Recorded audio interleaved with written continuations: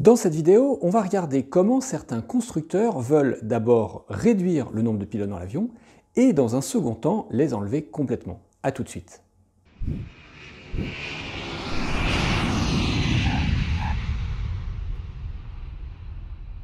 Au dernier salon des formations et métiers aéronautiques, où j'anime la conférence sur le métier de pilote de ligne, on m'a posé plusieurs fois cette question.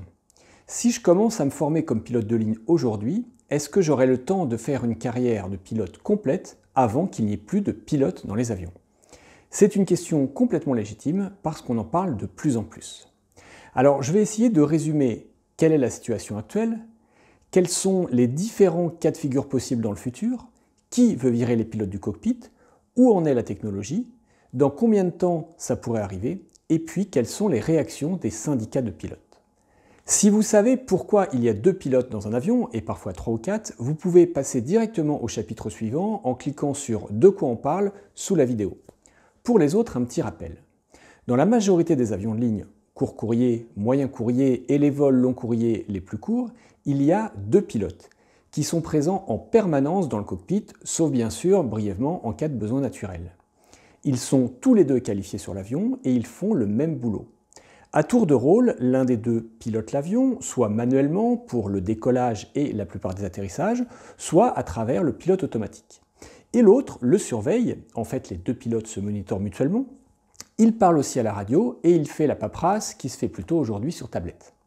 Alors pourquoi 2 pilotes s'ils sont interchangeables, même si l'un des deux, le commandant de bord, est responsable et il prend la décision finale après discussion avec l'autre pilote?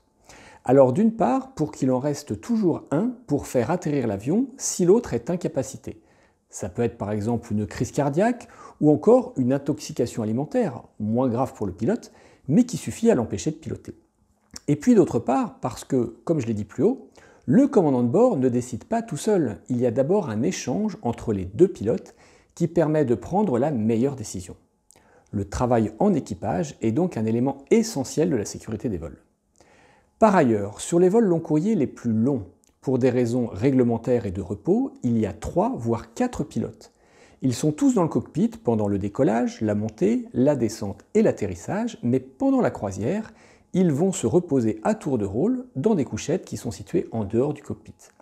C'est indispensable pour qu'il y ait toujours 2 pilotes reposés aux commandes pendant des longs vols de 10, 12, 14 heures ou plus. Maintenant, rappelons de quoi on parle sur ce sujet. Il y a 3 futurs cas de figure. 1. Il n'y aurait plus du tout de pilote dans l'avion qui serait autonome. 2. Il n'y aurait qu'un seul pilote dans l'avion, c'est ce qu'on appelle le SPO ou SIPO, Single Pilot Operations. Troisième cas, sur les vols long courrier les plus longs, au lieu d'avoir 3 ou 4 pilotes comme actuellement, il n'y aurait plus que 2 pilotes dans l'avion et surtout, il n'y en aurait plus qu'un aux commandes en croisière, l'autre se reposant dans la couchette en dehors du cockpit. C'est ce qu'on appelle le RCO, Reduced Crew Operation, qui pousse ces projets d'un seul pilote aux commandes, voire de plus de pilotes du tout dans l'avion. Ce sont 2 constructeurs européens, Airbus et puis un français, Dassault.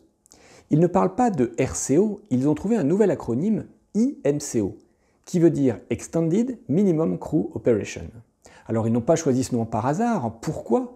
Parce que étendu est un mot positif, au contraire de reduced ou équipage réduit, qui peut faire penser à sécurité réduite, ce qui est d'ailleurs le cas à mon humble avis, et je ne suis pas le seul à le penser. Où en est la technologie? L'avion autonome, ce n'est plus de la science-fiction. Airbus a annoncé en juin 2020 avoir achevé son programme ATOL, qui veut dire Autonomous Taxi Takeoff and Landing, en faisant plusieurs centaines de vols avec un A350 qui a roulé, décollé et atterri tout seul, les pilotes à bord ne touchant à rien. En janvier 2023, Airbus a à nouveau communiqué, cette fois sur sa technologie Dragonfly, qui permet à l'avion, en prenant en compte différents facteurs, dont les espaces aériens, la météo, les aéroports à proximité, de communiquer à la fois avec les contrôleurs et le centre de contrôle de la compagnie aérienne, de changer de trajectoire, puis d'aller se poser et de faire le roulage de façon autonome. Alors cette technologie est intéressante en tant qu'assistance aux 2 pilotes, mais elle ouvre la voie à l'avion sans pilote. Et dans un premier temps, donne des billes à Airbus pour pousser le SPO et le IMCO. Le constructeur explique que le pilote seul aux commandes serait assisté par l'avion, tellement assisté que l'A350 pourrait même se passer de ce pilote. En février 2024, Christian Scherer, direction générale de la division avion chez Airbus, disait au quotidien anglais The Times à propos du Single Pilot Operation, je cite, « Technologiquement, c'est faisable. Et gardez à l'esprit que si on en arrive au cockpit avec un seul pilote, alors on peut aussi bien passer au cockpit sans pilote, parce qu'il faut parer à l'éventualité que ce seul pilote à bord se retrouve incapacité et que l'avion ait besoin de prendre le contrôle. Donc, un seul pilote ou zéro pilote dans l'avion, concrètement, c'est la même chose. » Fin de citation. Alors ces propos sont intéressants à entendre et inquiétants, parce que ça révèle que dans l'esprit d'Airbus, le passage à un seul pilote dans l'avion n'est qu'une étape vers l'avion sans pilote, et que cette étape sera la justification qu'il n'y a plus besoin de pilote dans l'avion, puisque si on en arrive là, encore une fois, c'est que l'avion est capable de se débrouiller tout seul en cas de problème médical de l'unique pilote à bord. Dans combien de temps ça pourrait arriver ? En janvier 2023, un expert de l'EASA disait que, concernant les premiers vols avec un seul pilote dans l'avion, l'échéance de 2030 qui est avancée par certains acteurs lui semblait irréaliste. Il ajoutait que les opérations IMCO, avec 2 pilotes sur les vols très long courriers, dont donc un seul dans le cockpit, ne commenceraient certainement pas avant 2027, ce qui veut dire que ça pourrait arriver au moment où je fais cette vidéo dans seulement 3 ans. On a appris tout récemment que le premier A350 IMCO pourrait être livré par Airbus à une compagnie asiatique dès 2026. Il posséderait 2 modes, le mode standard avec 2 pilotes dans le cockpit et le mode IMCO, un mode activable par l'équipage quand il y a un seul pilote aux commandes. Dans ce mode, un système doté d'une intelligence artificielle participerait à la prise de décision. Comment réagissent les syndicats de pilotes ?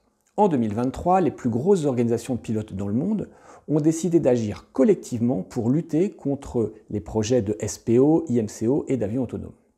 Il s'agit de l'IFALPA, la Fédération internationale des associations de pilotes de ligne, de la European Cockpit Association et des associations de pilotes des 3 grandes alliances aériennes, OneWorld, SkyTeam et Star Alliance. À travers ces associations sont représentés des syndicats de pilotes de nombreux pays, comme par exemple le SNPL en France, le BALPA au Royaume-Uni, le VNV aux Pays-Bas, je suis incapable de prononcer le nom complet de ce syndicat, l'Airline Pilots Association aux États-Unis, etc. Ces organisations ont lancé un site internet baptisé Safety Starts with Two. Je vous mets le lien en dessous dans la description de la vidéo. Elles expliquent que qu'enlever un pilote, voire les 2 du cockpit, est une idée dangereuse, parce que ça implique un risque non acceptable, parce que 2 pilotes seront toujours plus efficaces qu'un seul, en temps normal et évidemment encore plus en cas d'urgence, et que l'automatisation peut aider les pilotes, mais pas les remplacer. Les syndicats vont communiquer auprès des passagers en leur rappelant « Votre sécurité demande 2 pilotes aux commandes ». Et la journée internationale des pilotes, le 26 avril prochain, sera l'occasion de sensibiliser le grand public. Ce qui est un élément clé, parce qu'évidemment, si les passagers refusent dans le futur de voyager à bord d'un avion avec un seul pilote aux commandes, voire pas de pilote du tout à bord, le problème est réglé. Et ce n'est pas juste une inquiétude injustifiée du grand public, c'est vrai qu'il est important d'avoir 2 pilotes aux commandes. On peut évoquer des exemples de situations graves dans lesquelles un seul pilote aurait eu beaucoup de difficultés. Dans le cas de l'A380 du vol Qantas 32, dont un réacteur avait explosé, générant de nombreuses pannes et alarmes, le fait d'avoir ce jour-là 4 pilotes dans l'avion avait énormément aidé. Et Richard de Crespigny, le commandant de bord de ce vol, a affirmé « Avoir 2 pilotes aux commandes ne double pas la compétence, cela la démultiplie ». Et puis on peut penser au célèbre vol de Sully. Est-ce qu'un avion autonome aurait pensé à poser l'A320 sur l'Hudson, ce qui a permis aux 2 pilotes de sauver l'ensemble des occupants de l'avion? On peut en douter. Voilà, j'espère que ce bref aperçu de ce gros dossier dont on n'a pas fini d'entendre parler vous a intéressé. N'hésitez pas à me faire part de vos commentaires sur le sujet. Si vous êtes un ou une future pilote de ligne, est-ce que ça vous inquiète? Si vous l'êtes déjà, qu'en pensez-vous? J'attends vos commentaires en dessous. Et comme d'habitude, je compte aussi sur vous pour liker et partager cette vidéo avec des personnes que ça pourrait intéresser ou sur vos réseaux sociaux. Ça aide à faire connaître Histoire d'aviation. Et puis, comme la mise en ligne des vidéos est désormais irrégulière, si vous ne l'avez pas déjà fait, abonnez-vous à la chaîne mais aussi aux notifications pour être prévenu de l'arrivée de la prochaine vidéo. Bon vol, bon week-end et à bientôt.